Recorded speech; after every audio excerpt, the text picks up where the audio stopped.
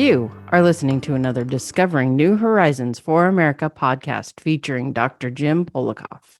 As always, each episode is a search for the truth and how it applies to our daily lives and well-being. Dr. Jim's guest for this episode is Jeff Clements. If you've ever felt you don't have much say in our government and what happens to our country, this episode is for you.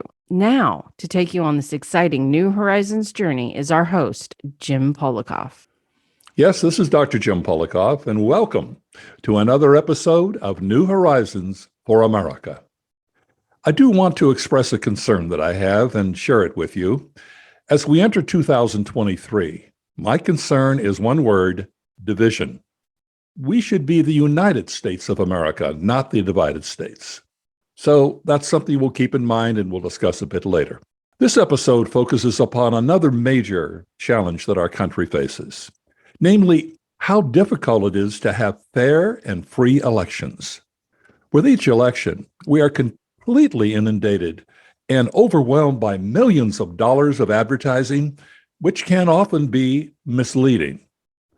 It's become really difficult for the average American to be properly and honestly informed. Jeff Clements is my guest for this episode. Jeff is president and board member of American Promise. He was a partner in a major Boston law firm and served as assistant attorney general for the state of Massachusetts. He's also the author of Corporations Are Not People and Reclaiming Democracy from Big Money and Global Corporations. Now, here is why this man could make a difference in your life and mine. Jeff and his organization, American Promise, are on a non-partisan mission to pass a constitutional amendment which will protect our elections from foreign money, welcome donors who have deep pockets, and special interest groups who are often at odds with what's really best for America. Welcome, Jeff Clements. It's good to know that you are supporting America and behind us 100%, so it's a pleasure to have you. Thank you, Jim. It's a pleasure to be here with you. So let's begin with you explaining what American Promise is all about. And I assume that everything is nonpartisan from your standpoint, correct? Oh, it sure is. We founded American Promise about 5 years ago now to actually bring Americans together in a really divided time. The goal was to find a way in a place where Americans who share common values, who share a vision and a hope for what America can be, a republic of free people governing ourselves, just like the dream is, and know that we have real problems and that nobody's going to fix them for us, and that we could join together and get it fixed. And so the biggest problem we're tackling at American Promise is one I think most Americans agree on, which is there's way too much money from special interests and the very few who can spend millions of dollars to influence the outcome of elections. And it's corrupting our political system. Everybody knows it. The politicians virtually admit it. Behind closed doors. Behind closed doors, right? Yeah. And it's something that no matter what your political viewpoint is, I think you can agree on that. And so we formed American Promise to say, well, let's get a constitutional solution. And that's a big deal. It's a constitutional amendment. So that's what American Promise does. We're uniting Americans. We don't care how you vote or who you vote for.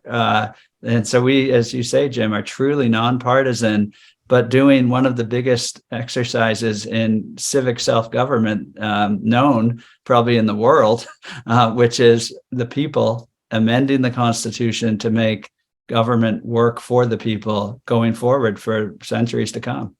So before we get into the amendment, I'd like to sort of flip the coin for a moment and discuss a group that I'm familiar with, but perhaps our audience really doesn't know that much about: Citizens United. This sounds like an organization with good intentions. It's a nice name, but Jeff, can you explain what's wrong with the election finance model that Citizens United put forth? Yeah, Citizens United is an organization. It tends to be a conservative organization. Nothing wrong with that. But they had an idea about 10, 12 years ago that the idea was this, that the rules about spending money in elections violated free speech rights. That was the theory, that if we have limits on how much people can spend to influence the outcome of elections, that those limits would violate the free speech rights of those people.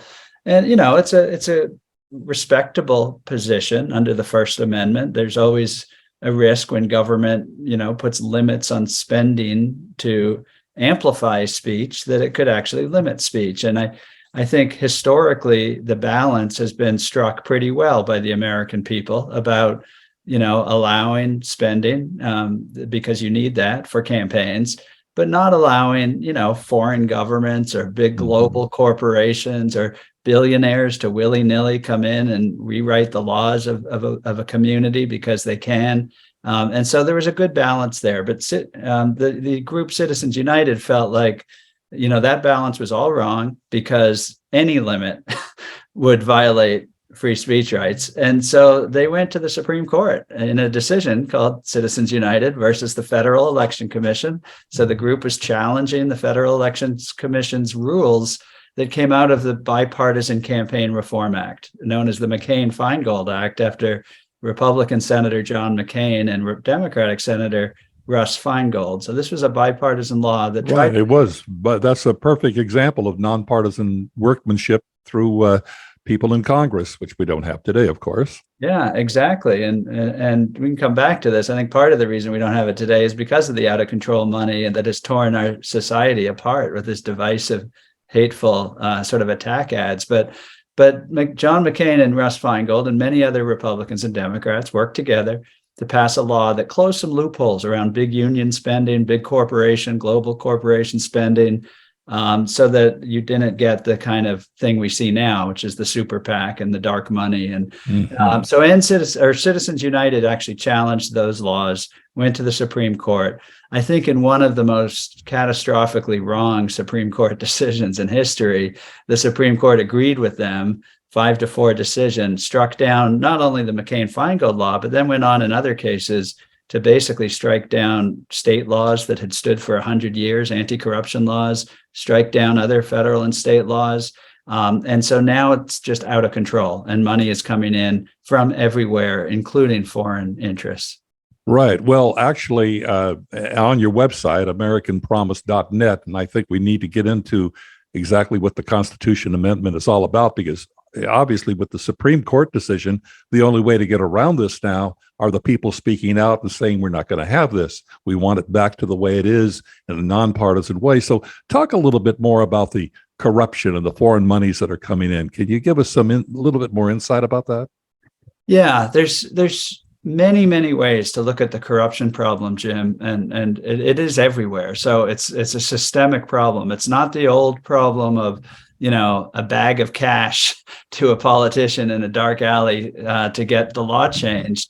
It is the entire system based on massive bags of cash being spent to change the law by determining who actually gets to run and who serves in office and what they better do or not do if they want the cash to continue to those campaigns. And you no longer have to be in that dark alley. It's right out in the open today. It's right out in the open. And, they know people don't like it. So sometimes it's out in the open with fancy names, but nobody really knows what's behind it. Groups like, Americans for Apple Pie that are going to spend $100 million to influence the elections. And people say, well, who's that? And you can't tell who that is. And that's the corruption danger, is that both the amount of the money corrupts in this way. Those spending the money obviously have massive influence. And if you ask most Americans, I think most people don't feel like we have too much influence right now. It doesn't really matter what we think. It's not getting reflected in what the government is doing very often. If you have $100 million to spend, and I'm not exaggerating, George Soros, for example, spent $125 million in the 2022 midterm elections, $125 million. Who has the money to do that? You think he gets his phone calls returned? I guarantee it. And I'm not going to pick on just, he's a liberal donor and there's conservative donors like the Kochs and others. So it's both sides, but they're spending at such an extraordinary amount. It's not $1,000. It's not $10,000. It's tens of millions of dollars, hundreds of millions of dollars. And so that completely corrupts not just like one or two politicians, it corrupts the entire system because the parties dance to their tune and the parties actually respond. So now each party has massive super PACs filled by millionaires and billionaires and big corporations. And so there's this sort of shadow government of a donor class and the politicians who desperately need them and have to spend way too much time talking to those folks instead of their constituents. Right. And the public never actually sees who these people are. Now, what about foreign monies coming in? How does that work? I mean, I know there's foreign interference perhaps in our elections itself through social media and that kind of thing, but what about foreign monies itself? How does that happen? Well, it happens in a lot of different ways. And it's another aspect of one thing the founders of the Republic feared most in a lot of ways was foreign interference in the American self-government experiment. And they worried about France and they worried about Britain and they worried about Spain. And because there was foreign interference and there always will be. And frankly, probably we do it a bit in countries that we want. We definitely do. We want to influence. So it's part of the global game, just like, unfortunately, at times war and other actions that governments take to protect their interests. And that's the way it's going to be. But if, most of the time in American history, like any smart country, you're going to try to have defenses against that. You're not going to get, self-dramatizing about it. You're just going to solve the problem, which is prohibit foreign governments from spending money in elections, close the doors when you find them trying to do it, take action. Well, the problem with the Supreme Court's decision is that we can't. So if you think of, a billionaire anywhere in the world can run money through a Delaware subsidiary and through a couple of other nonprofits, why can't the Chinese government? Why can't the Russian government? Why can't the Saudi government? Well, it turns out not only why can't, but they're doing it, correct? Exactly. I was going to say, it turns out they can. And it turns out they can, and they are. They are doing that. So, anyone can spend money in a super PAC. And if you can't trace it, if it goes back through several layers, that means anyone, anywhere in the world, including intel ops of other governments, are spending money and can. And some of that's been documented. It's been discovered. Others has not. Here's the other way, Jim, it happens. We think of big corporations as they can be a good thing. They provide a lot of services. They provide a lot of jobs. Nothing wrong with, business. We have tons of business people who are part of American Promise. But there has always been a danger of global foreign governments and foreign corporations. The economy is global. Some of the biggest, corporations in the world are based all over the world in many different countries. They're not really part of any country, but a lot of them are actually owned by sovereign funds. The biggest investor in Uber, for example, is the Saudi government sovereign fund. And people don't know this. And people don't know it. The Saudis have board seats on Uber. Uber spent $200 million in a California ballot initiative to rewrite California law. So their stock price went up billions the next day, by the way. So if you're a foreign-owned corporation, and the Supreme Court has said corporations can spend all the money they want in our elections, and there's nothing we can do about it, well, that's foreign government influence as well. When foreign governments own or control those corporations, so that's been happening all over the country. In Maine, 100% owned foreign government from Canada that wanted to influence energy policy in the U.S. spent $24 million to do that in a Maine election. The CEO came to testify. That the Maine legislature sort of summoned that CEO of that company, said, "Why are you doing this? Would you?" And one of them, Senator Rick Bennett, a Republican from Maine, he's a supporter of American Promise. He asked this Canadian CEO, "Could you do that? Could you do what you're doing here in Canada?" And she said, "Oh no, our elections are serious affairs." as if like American elections are a joke. I mean, it's just outrageous, Jim. Oh, but not only outrageous, it's sad. Yeah. So let's get deeper into your constitutional amendment, because obviously this is the only way that things are going to be turned around. Your constitutional amendment, if I'm correct, is called "For Our Freedom."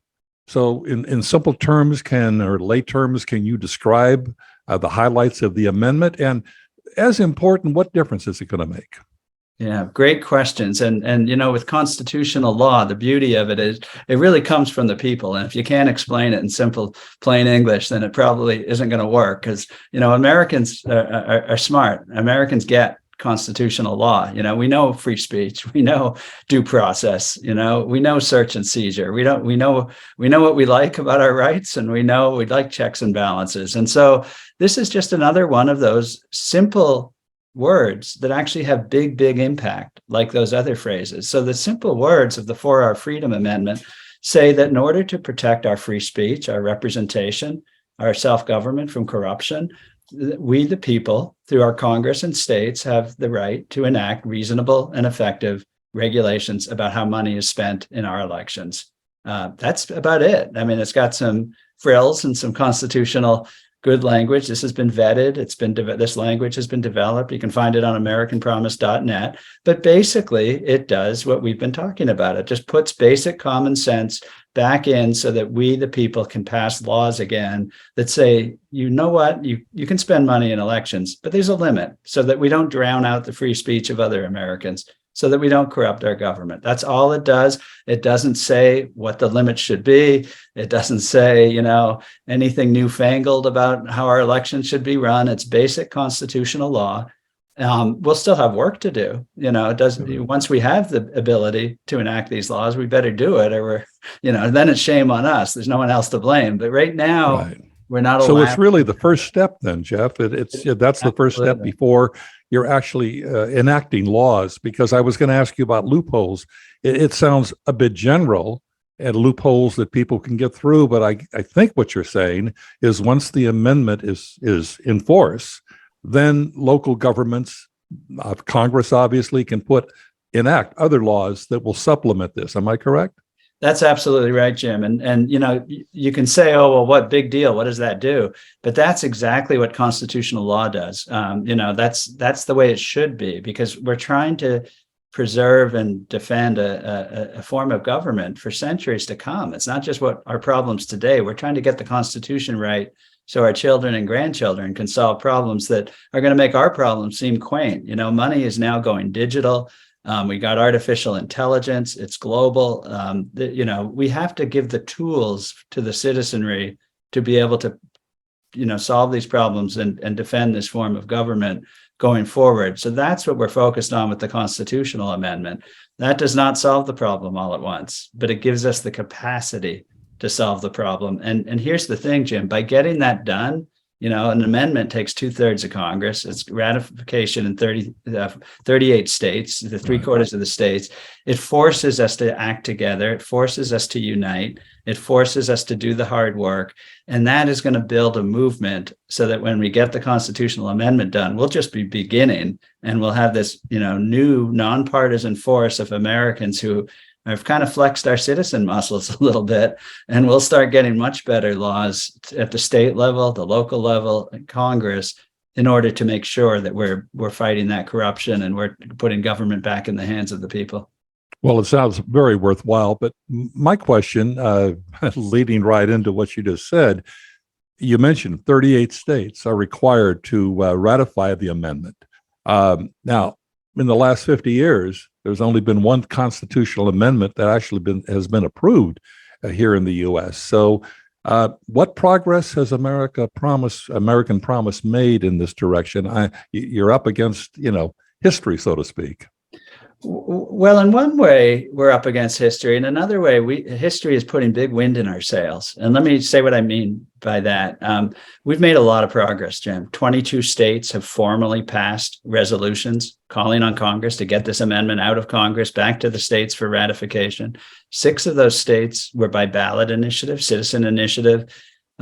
We just passed a local resolution in Brown County, Wisconsin, a very conservative county, 92% yes in favor of this amendment. That's normal. I mean, that's amazing. 800 cities and towns have passed resolutions like that. This is a movement that is really on fire in this country, and so we have a lot of votes in Congress already. We're kind of doing an approach that sort of breaks the partisan game in Congress, because the problem is, you have 200 Democrats for it. It means some Republicans are going to say, well, I must be against it, or I don't want to be seen working with those 200 yes. Democrats. So we're lifting up the For Our Freedom Amendment, something the Republicans can introduce and have it be theirs. And the Democrats have one introduced already, and we'll bring them together and get it done in that way. But the point is, this is not just a sort of idea that we're just starting. We're nearing the tipping point when we can get this done. And that brings me back to the history point I made. It's been 50 years, but you know how many years it was between the 12 amendments that we did up to 1804 after the Revolution? We did 12 amendments, including the Bill of Rights. It was then 60 years. And then we did it again. We did 3 amendments after the Civil War. And guess what? We went almost 50 years. And between 1913 and 1920, we did 4 amendments in 7 years. And then guess what? We went another, 40, 50 years. Between 1961 and 1971, we ratified 4 constitutional amendments again. And now look, here we are again, 50 years later. It's as if, and I think this is true, that we get through periods where America kind of works and stabilizes, and then it has some constitutional repair and innovation that's needed because things just aren't working anymore, or there's like the old ideas that were constitutional just don't work, like women don't vote, or slavery is okay, or 18, 19, 20-year-olds can be drafted and sent to foreign wars without having a right to vote. These old ideas start to get challenged. Well, we now have an old idea that unlimited money is okay because it's free speech, that nobody believes anymore. And I think the pain of that, the problem for the country is now clear. And I think we're in another one of those eras of history where we're going to see not just this amendment, but I suspect we may see a term limits amendment. We may see a fiscal responsibility amendment. We're in an era when Americans want to talk about constitutional change and innovation to really get our country ready for the next century again. So I am happy to take the odds of history that are the hand we've been dealt, because I think we're actually in a time when amendments are possible. And I will be the first to say, if we're not in one of those times, it's going to be very hard to get constitutional amendments done, because Americans don't do it every day. But once we realize, as Winston Churchill said, Americans always do the right thing after exhausting all the other possibilities. And I think that's where we are now. And that's when amendments get done. We do the hard stuff when it's needed. Well, obviously, it's time for the people to do it because the politicians aren't. We can see that. And the pendulum, you probably might be right, is swinging in that direction if you look at it historically. But let's look at the downside. What major obstacles do you face in making this happen? Yeah, I think there are 3 major obstacles. We have answers to all of them. And nothing is going to be easy. Nothing is, and you don't ignore the obstacles, or you don't succeed. You got to think about them and overcome them. And so, I'll put them this way: the first obstacle, Jim, I think is ourselves. Like, do we actually believe we can do it? Because if we think amendments to the Constitution are sort of pie in the sky, never going to happen, that kind of gives us an excuse to not try, right? So we have people, volunteers at American Promise are just incredible. There's thousands and thousands of volunteers who gathered signatures at farmers markets and out in the rain and the cold, and to get ballot initiatives going, to take the debate to letters to the editor, or town halls, or Rotary clubs, or local chambers. So, but we need a lot more of it. And people aren't going to do that if they think, oh, this is impossible, right? We're not going to waste our time. And so you have to give them optimism. So number one is the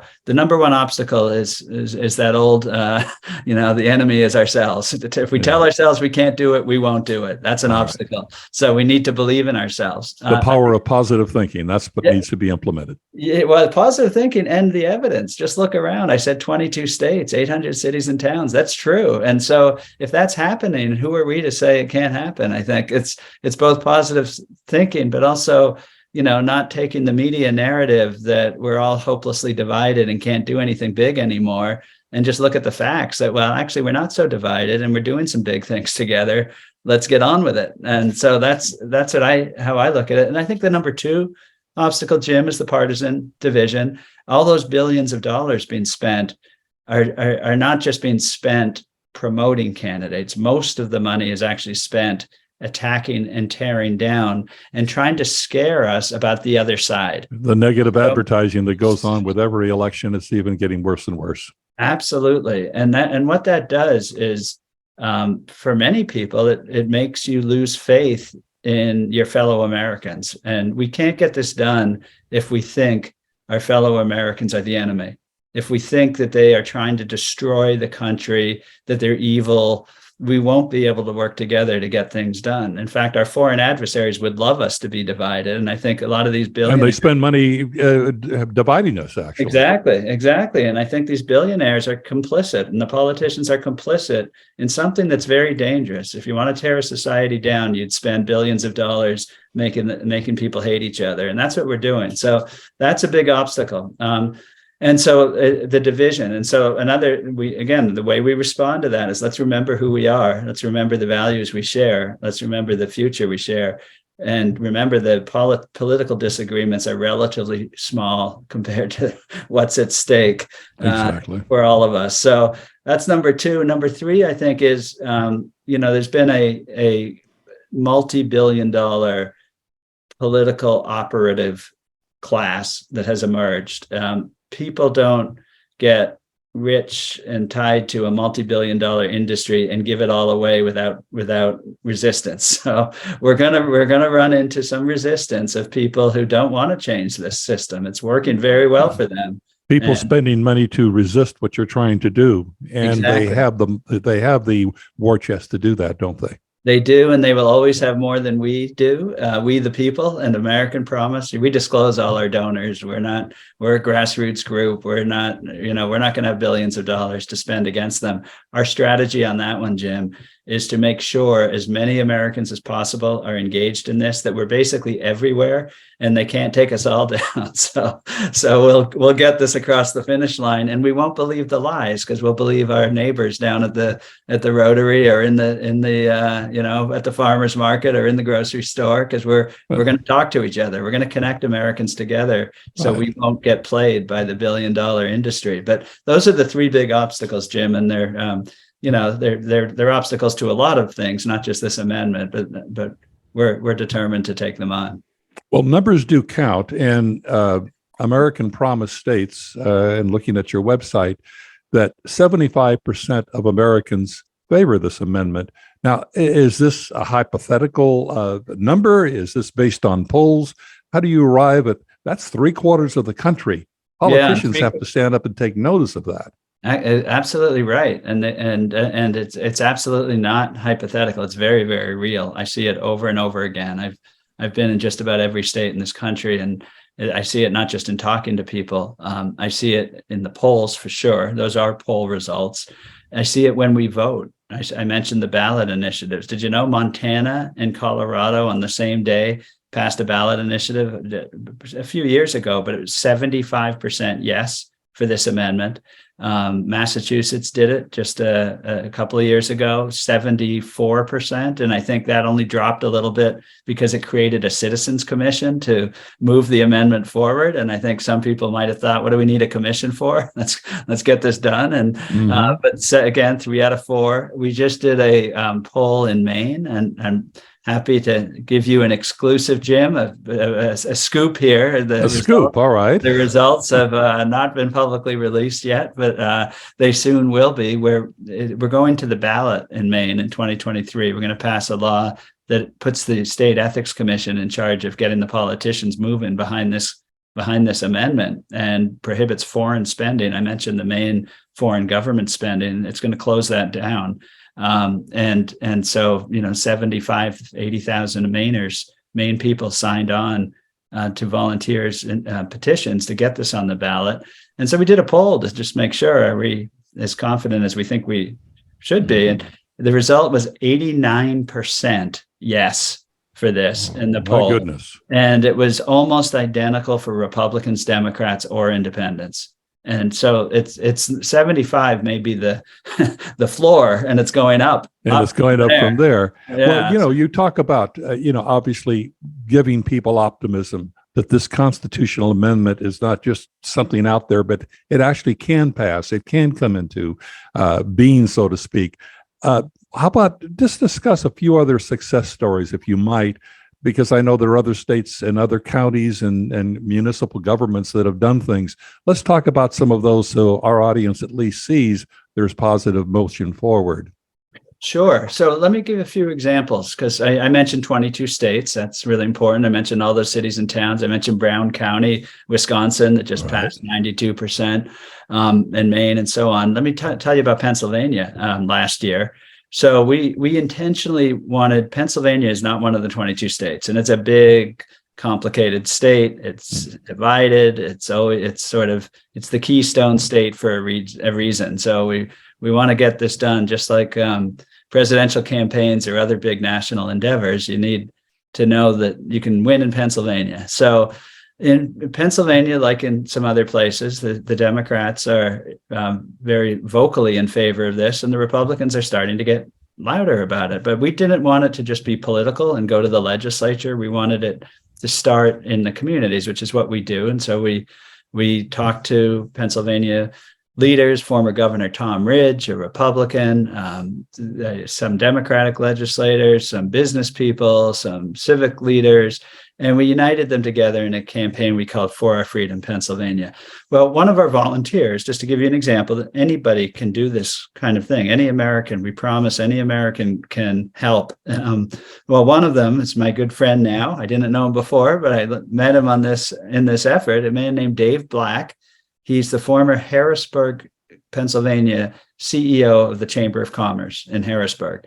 He had just retired. He, like so many of us, was very worried about what he had seen in his career in terms of our political state and all this money in elections. He volunteered for American Promise. He said, I know a lot of the local chambers. Why don't I host briefings with you at American Promise for all the local chambers? And, fortunately, just like us here today, Jim, Zoom has enabled many, many things. And we did Zoom briefings all over Pennsylvania with local chambers of commerce who didn't necessarily know about an amendment, constitutional amendment solution.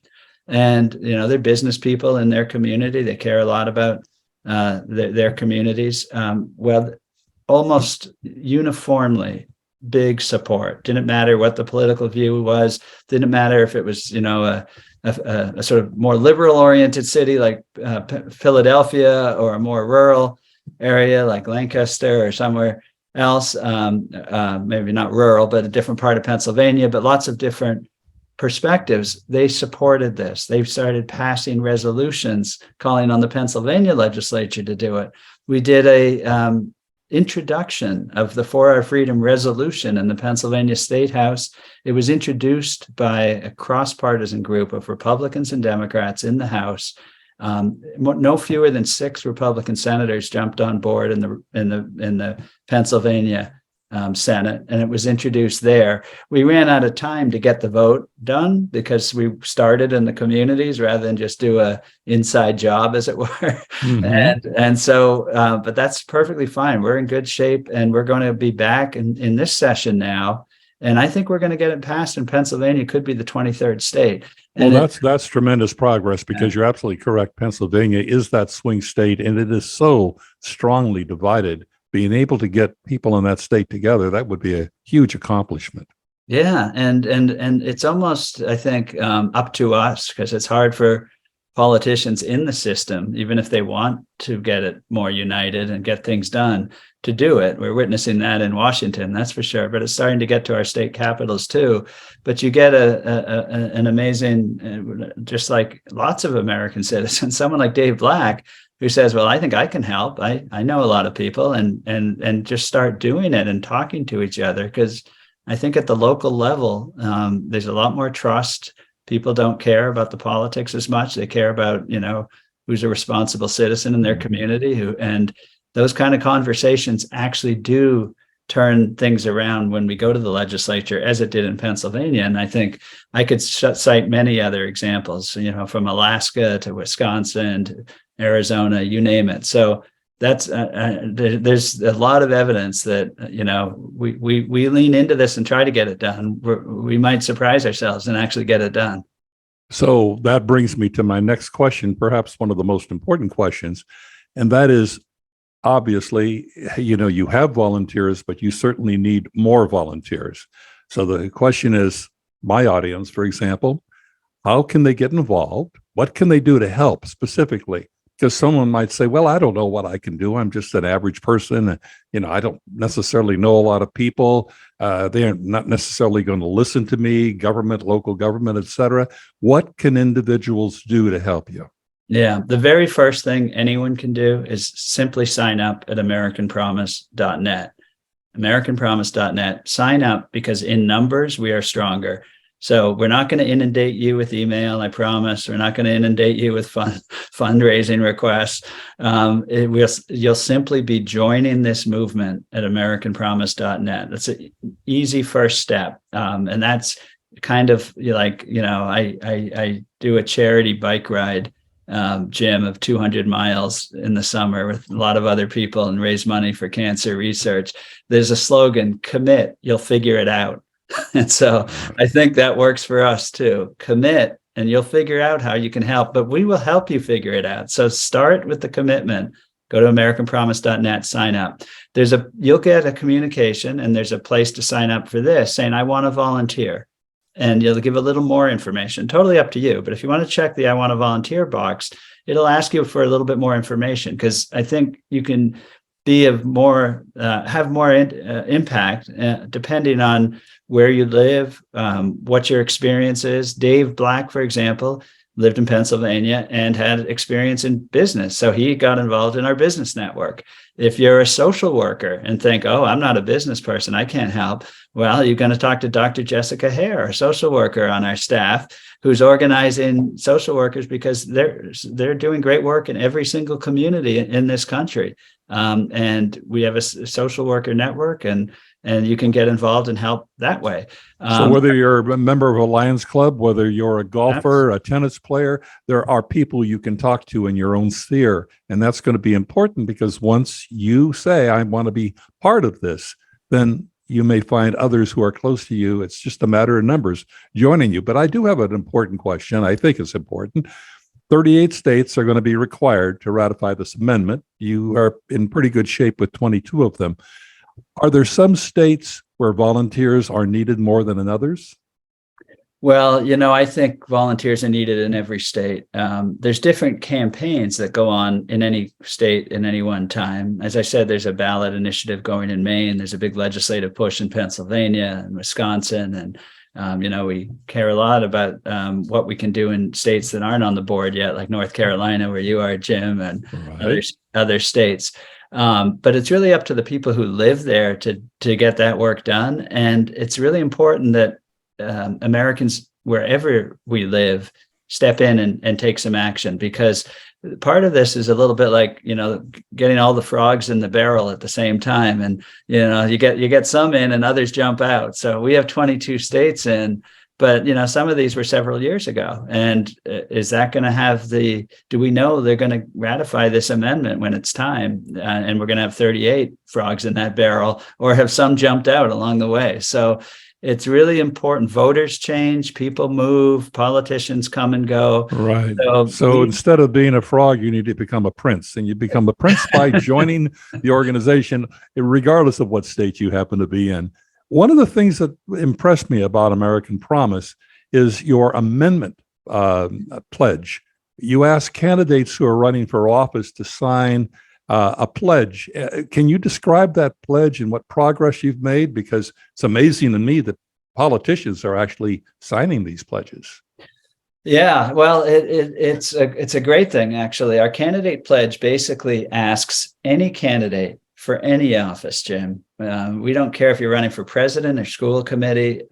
You can take a stand on an issue that Americans want you to take a stand on, and that's taking on the money and corruption of the system by supporting the For Our Freedom Amendment. So all we ask is, when elected, will you support the constitutional amendment? And you could say, well, I'm running for local city council. Why do I have to get involved in that? And well, the answer is, we want local city councils to pass resolutions supporting this amendment. We want support. So any candidate for any office, the voters deserve to know where they stand on this. And so our candidate pledge, and any voter can ask any candidate, that's how we get hundreds of candidates signed on, including presidential candidates.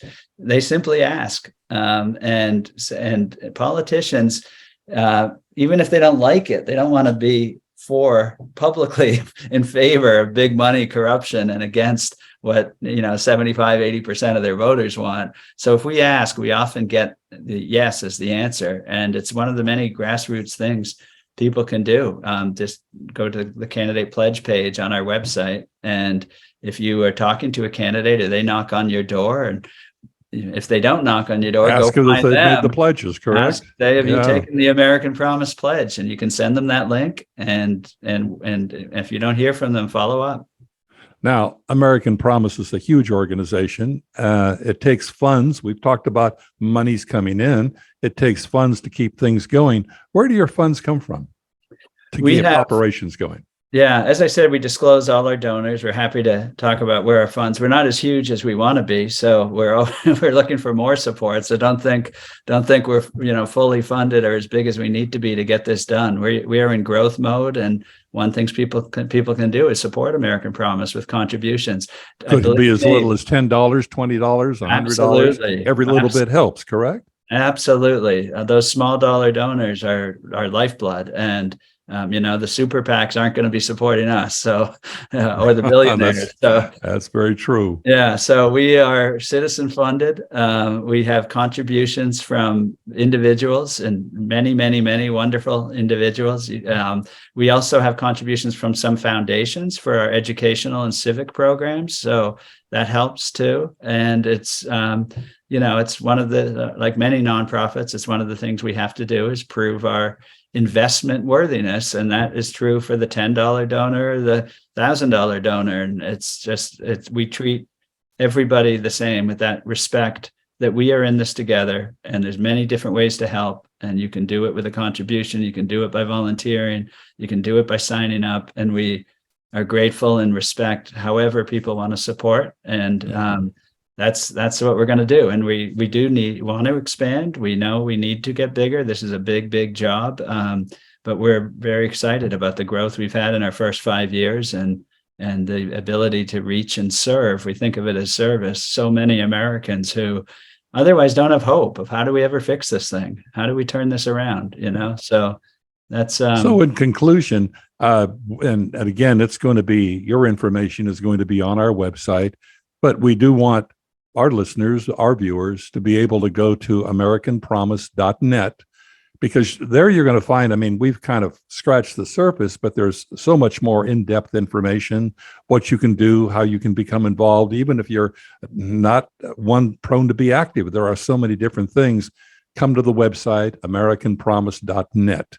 And again, that information, and many of our listeners and viewers come to our website regularly, so you're going to find it there, or go directly to americanpromise.net, correct? That's right, Jim. All right. Well, I want to thank you so much for being with us. Very enlightening. You're very articulate. I can see why you're the head of the organization, because, my God, you've come across quite well. I think you've made some good points today, and hopefully our listeners and our viewers are going to take that into account. But I really am appreciative of what you've done. Thank you for joining us. Well, thank you, Jim. I really appreciate the conversation and your interest in this, and that of your listeners. So thanks for having me here. Our pleasure. Want to discover more information about American Promise and how to get involved? It's really simple. Just visit our website, jamespolakof.com. That's James, Polakof.com. You'll also discover a variety of valuable resources on our website and other terrific New Horizons for America episodes. Again, jamespolakof.com. Now back to Dr. Jim. I can assure you that as a fellow American, it's definitely going to be worth your time to learn more about American Promise. They are truly here for us. So All you really need to do is come to our website, jamespolakof.com, to access links which will provide you with a better understanding of what we face as a nation and how you can help. Once again, I want to thank our audience. You've been very, very loyal in following me in 2022, and here you are again in 2023. I really do appreciate you. And I also want to welcome those of you who are new to the podcast. Just keep in mind you have a variety of options. We're on a number of audio platforms where you can listen, such as Spotify, Apple, Google. There's probably about 13 or 14 audio platforms that we're on. So it's easy to access us, but probably the easiest way really is just to come to our website, jamespolakof.com, because then you'll have links to our guests and what they're talking about. Additionally, you can also watch us, if you prefer, on YouTube. Every week, a new episode will drop on YouTube, so you'll have an opportunity to see us if that's the way you prefer to access your podcasts. And please remember, if we take the time and really make the effort to listen to others, even though they might have different opinions and viewpoints, we'll discover we actually have many things in common. And if we can do this, our elected officials are going to pay attention, and perhaps they might begin listening to each other as well. Try it. If we find common ground together, as I mentioned, so can our elected officials. We can make progress in 2023. This is Dr. Jim Polakof. Please join me again each week for a new episode of New Horizons for America. Thank you.